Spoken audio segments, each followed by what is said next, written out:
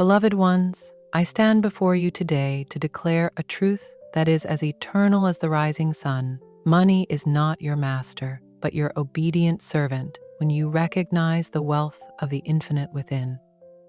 The game of life is a game of giving and receiving, and the one who learns to master the wealth mindset shall call forth treasures untold. For it is written, "The Lord is my shepherd, I shall not want." I know that lack is but a shadow, an illusion. For in divine mind there is no loss, no poverty, no withholding. There is only infinite supply waiting to pour through the channel of your faith and your spoken word.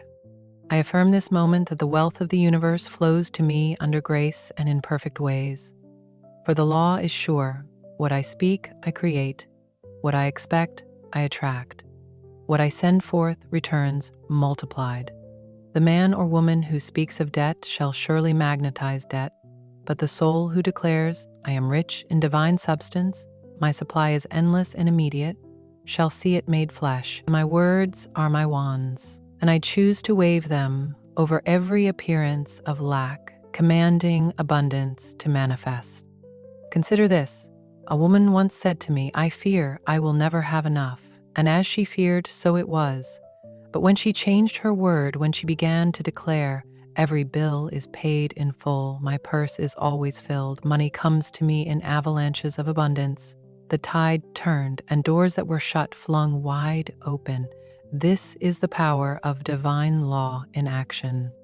Supply is infinite and cannot be exhausted. The wealth of spirit is boundless, flowing without beginning and without end, a ceaseless current of divine substance that knows no drought, no depletion, no loss.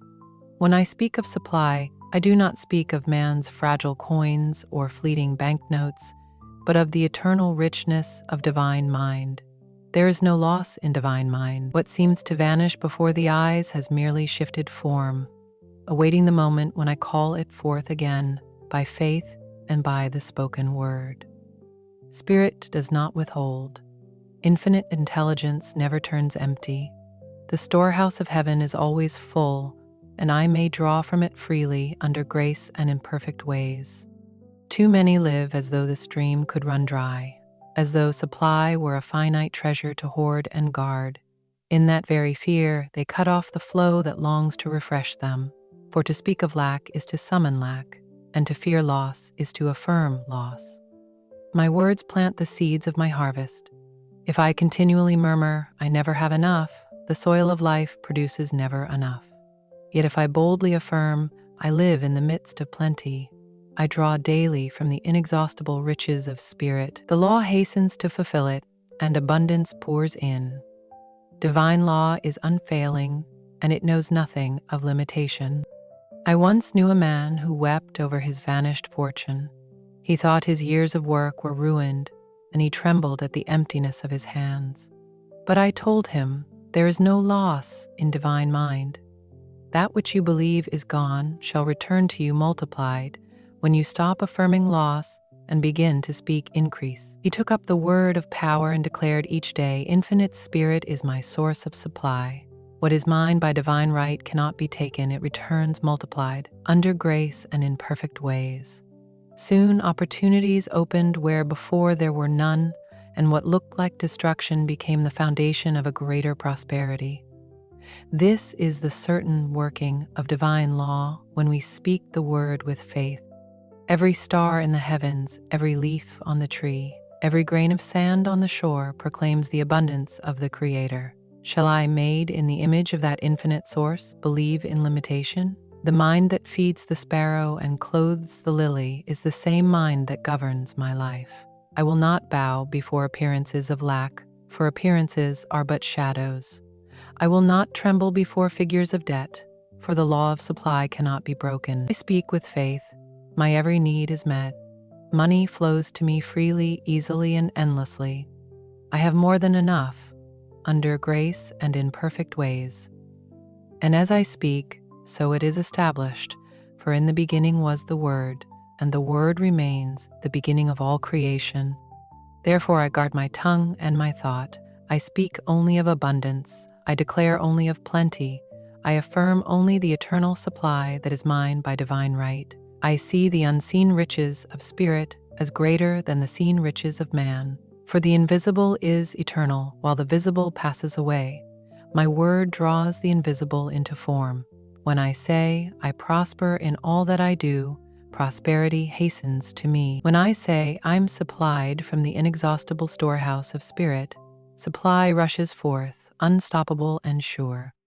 This is the truth that sets me free from fear of loss and from the chains of poverty. To live in it is to step into the stream of abundance that never fails, to call forth with certainty the substance of wealth, and to rest in the knowing that my good cannot be taken from me. And so, with this foundation firm, I turn to the next truth. The spoken word itself is the magnet that draws money swiftly and surely into my life. The word is the magnet that draws money to me. What I speak, I create. What I decree, I draw. What I affirm, I live. From the beginning of time, the word has held the power of creation.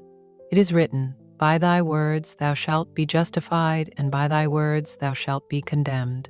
This is not poetry alone, but divine law, exact and unfailing. Every word I utter carries the seed of manifestation, and the soil of my subconscious cannot refuse to bring it forth. If I speak want, want shall appear.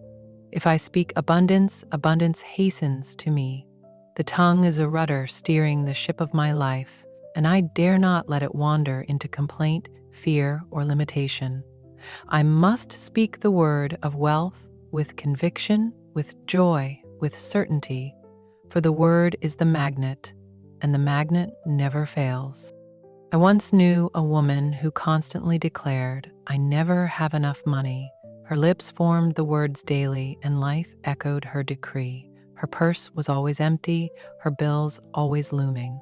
I told her, speak the word of supply, declare with authority that you are rich in divine substance, that every bill is paid in full, that money flows freely to you. At first she doubted, but at last she obeyed and began to affirm, I have plenty of money. Endless channels open before me, all comes under grace and in perfect ways.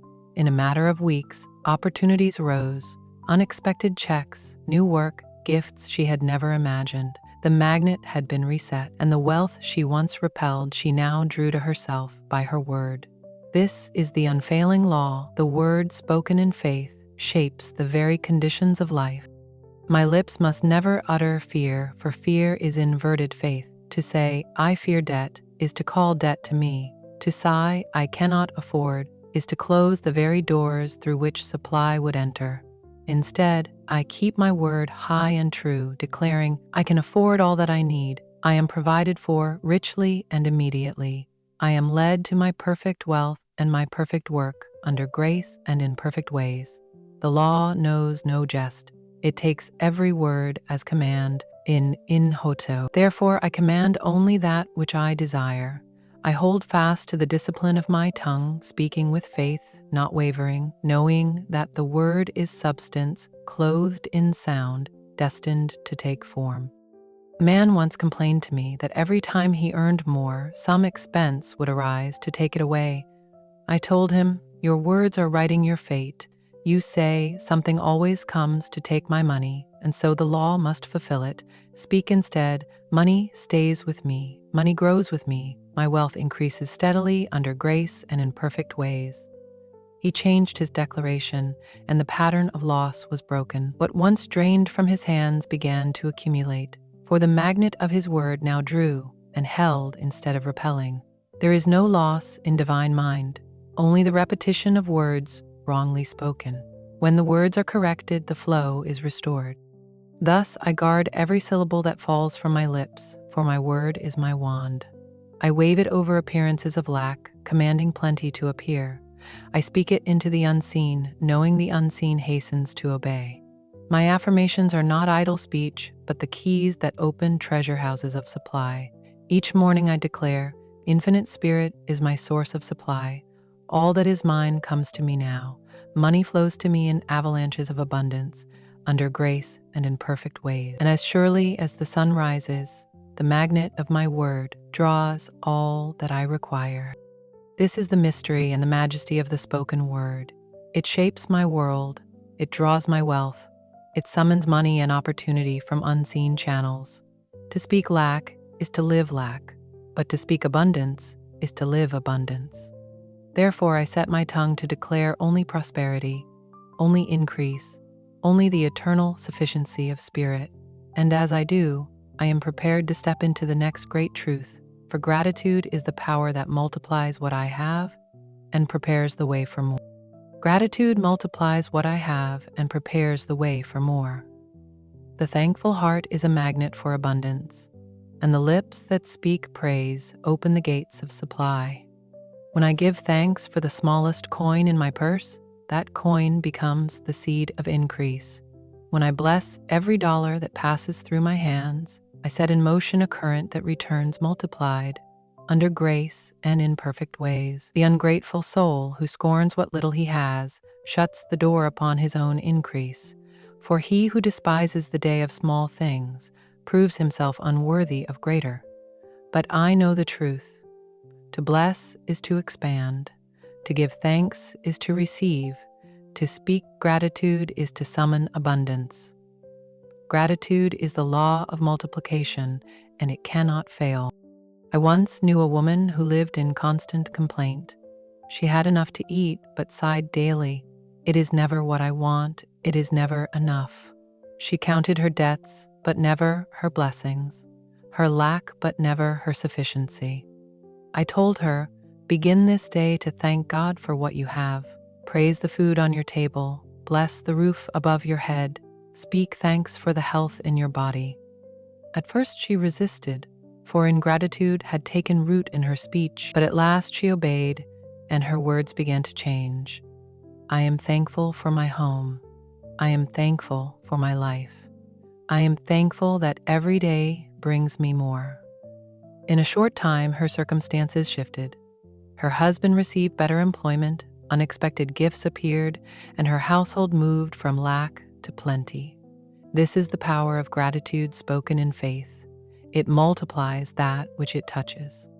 I practice daily the art of blessing. I bless every bill I pay, saying, I give thanks that I have the money to meet this obligation, and I know more money comes swiftly to replace it, under grace and in perfect ways. I bless every coin I find, every gift I receive, every opportunity that opens. I do not scorn small beginnings, for I know there is no loss in divine mind, only expansion, awaiting recognition. When I give thanks for the little expands. When I give thanks for the much multiplies. Gratitude prepares the soil of my soul for greater harvests. There was a man who once declared to me, I have nothing for which to be thankful. He sat among debts and discouragement, blind to the very breath in his lungs. I said to him, begin where you stand. Speak the word of gratitude for the smallest things. Thank God that you live, that you breathe, that the sun rises and sets for you. Thank Him for what you hope to see, as though it were already yours. He obeyed reluctantly at first, but his heart softened as his lips learned to praise. Soon his eyes opened to blessings he had overlooked, and as his gratitude grew, so did his supply. Work came to him, money flowed, and joy returned. Such is the alchemy of thanksgiving. It turns lack into plenty, sorrow into joy, waiting into fulfillment. Gratitude is not idle sentiment, it is active law. To speak the word of thanks is to set in motion the wheel of multiplication. I say with faith, I give thanks for the wealth that is mine now. I give thanks for the money that flows to me freely. I give thanks for opportunities unfolding before me under grace and in perfect ways. My thanksgiving is a seed, and the harvest it brings is inevitable. The law responds to my gratitude by giving me more for which to give thanks. So I do not wait to see before I praise in order to see. I do not wait to receive before I bless in order to receive. This is the mystery of gratitude. It multiplies the visible and calls forth the invisible. I live in thanksgiving, and therefore I live in abundance. And as I give thanks for all that is mine now, and all that is to come, I prepare my heart to embrace the greater truth, that fear is faith inverted, and I must place my faith only in abundance. Fear is faith inverted, and I must place my faith only in abundance. Fear is faith in evil, faith in loss, faith in failure, faith in the very thing I do not desire. When I tremble at lack, I have already placed my trust in lack. When I worry over debt, I have already made debt my master. Fear is creative, just as faith is creative. For whatever I dwell upon in mind and speak upon my lips, I invite into my life. There is no loss in divine mind, but fear blinds the eyes to this eternal truth. The moment I turn my faith from shadows and place it upon the light of abundance, the shadows vanish, for they never had substance of their own. Spirit alone is substance, and spirit is unfailing wealth. I recall a woman who lived in constant dread of losing her home. She said daily, "I fear they will take it from me." Though she worked hard, she drew ever closer to the very outcome she dreaded, for her faith was placed in loss. I said to her, "Speak the word not of fear, but of plenty. Declare, my home is secure, infinite spirit provides for me. All is supplied under grace and in perfect ways." She began to change her declaration, and little by little, her fear dissolved. Soon, unexpected help came, her debts were cleared, and her home was not only secured but improved. What she once feared had no power save the power her words had given it. When she shifted her faith, abundance appeared. Fear is but misplaced imagination, painting pictures of loss and ruin. Faith paints pictures of abundance and fulfillment. Which picture I choose to dwell upon is the life I live. So I train my mind and my lips to dwell only on prosperity, to speak only of supply, to declare only abundance. I say with authority, I walk in perfect faith. I fear nothing, for infinite spirit is my supply and my shield. Money flows to me freely, my needs are met in full, and all comes to me under grace and in perfect ways.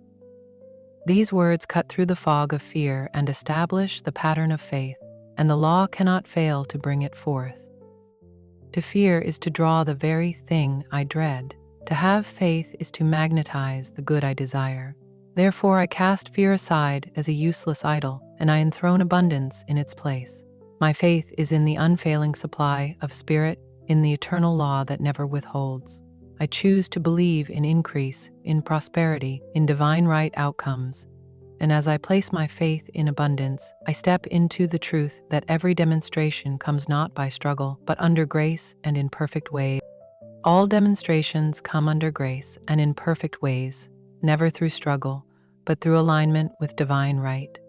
The world teaches man to strive, to push, to fight for every gain, but Spirit teaches a higher law, the law of effortless demonstration. When I am in harmony with divine mind, what is mine comes to me swiftly, easily, and perfectly timed. I do not need to chase after money, for money flows to me. I do not need to force open doors, for doors swing wide of their own accord when I am aligned with the plan of infinite intelligence. There is no loss in divine mind, no missed opportunity, no wasted effort. What belongs to me by divine right cannot be taken, delayed, or withheld. It must appear under grace and in perfect ways. I remember a man who labored endlessly, working night and day, yet never prospering. He believed that toil was the only path to supply. His face was weary, his body worn, and his pockets empty. I said to him, "Stop striving, rest in the law of grace. Declare what is mine comes to me now, easily and without struggle, under grace and in perfect ways." He resisted at first, for the world had taught him that success demands strain. Yet when he surrendered and spoke the word, new opportunities arrived, not through toil, but through inspiration and right connections. The money he once strained for came with ease, and his heart was freed from burden. This is the promise of grace. Effort is replaced with alignment, and struggle is replaced with supply. I do not need to wrestle with appearances or force outcomes, for divine intelligence knows the perfect way and the perfect time. My task is to keep my thought and my word in harmony with truth. I speak with certainty. What is mine comes to me now. I do not compete, I do not force, I do not strive. My good is secure, my wealth is sure, and all unfolds under grace and in perfect ways.